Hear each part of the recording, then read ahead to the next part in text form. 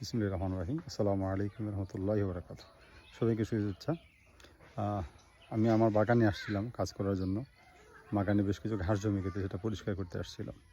তো একটা জিনিস আসলে দেখলাম এসে, ভাবলাম জিনিসটা আপনাদের শেয়ার করি। আপনি একটু দেখেন। আমার হাতে যেটা দেখতে পাচ্ছেন সেটা হচ্ছে একটা যে আনারস যে গাছ জন্মায়, সে গাছ যখন 3 বছর পর বাগান ভেঙে ফেলা লাগে, তখন আনারসের যে চারাগুলো বের হয়, বগলি চারা যেটা বলে, সেটা বের হওয়ার পরে এরকম আমরা গুড়ি বলি এটারে, কিংবা মুড়া বলি, এই মুড়াটা ফেলে দেয়। তো আমার বাগানে আগে যিনি বাগান করেছিলেন তিনি এই মুড়াগুলো ফেলে দিয়েছিলেন, বাগানেই ফেলে রেখে চলে গেছেন। তো আমি আসার পরে মুড়াগুলো পেয়ে কুড়াইয়ে রাখছি এখানে। এই মুড়াগুলো থেকে এখন বগলি চারা বের হচ্ছে। এই যে দেখেন আপনি একটা মুড়া, এই মুড়ার মধ্যে কতটা চারা আপনারা দেখেন, অসংখ্য চারা। এটা আমি গুনতে পারি না এখনো, এটা গুনে শেষ করার মতো না, প্রচুর চারা এই মুড়ার মধ্যে। এখান থেকে যে চারাগুলো বড় হবে, সেগুলো আমরা বড় হওয়ার সাথে সাথে কেটে আমরা মাটিতে রোপণ করে দেব।